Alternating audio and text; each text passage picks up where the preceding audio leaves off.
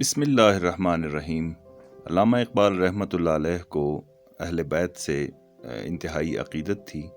اور اپنی ایک نظم زہد اور رندی میں انہوں نے یہ مصرع بھی کہا کہ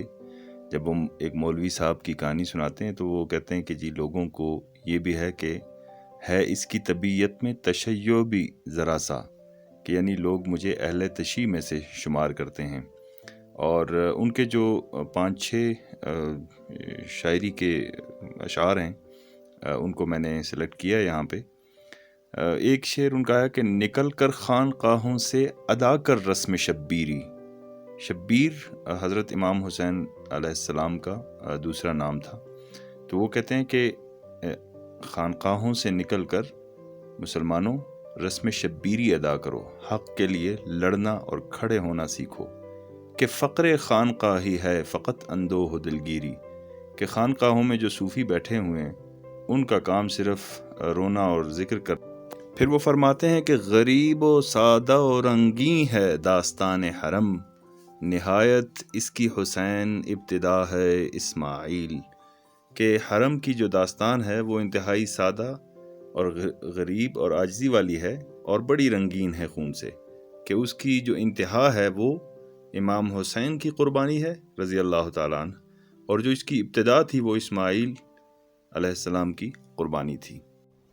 پھر آگے چل کے وہ امت مسلمہ کے اس دور کے لوگوں سے پوچھتے ہیں کہ قافلہ حجاز میں ایک حسین بھی نہیں، گرچہ ہے تابدار ابھی گیسو دجلہ و فرات، یعنی دجلہ و فرات کے جو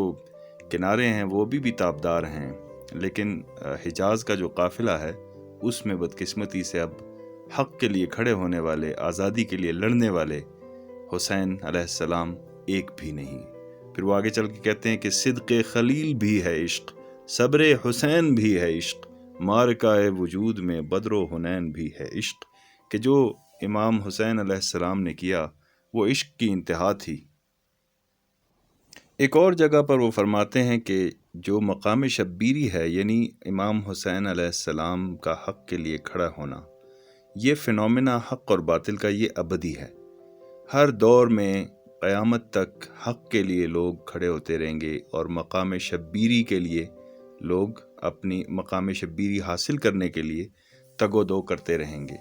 اور وہ کہتے ہیں کہ جب یہ سب کچھ چل رہا ہوگا تو جو کوفی اور شامی، مطلب انسان کا جو دغا دینا اور جھک جانا،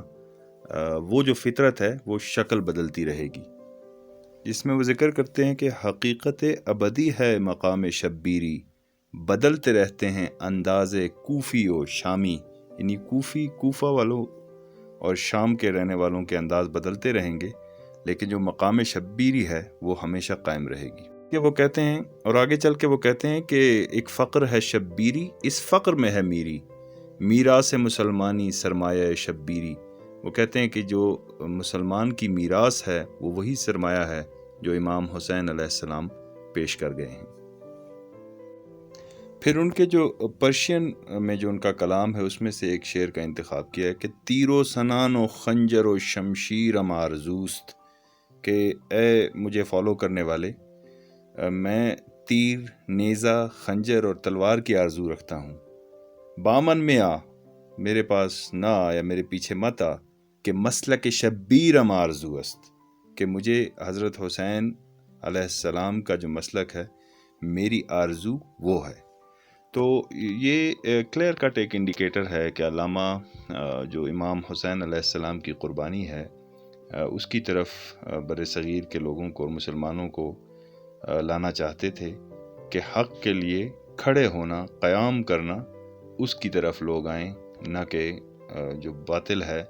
اس کے سامنے جھک جانے کو ترجیح دیں۔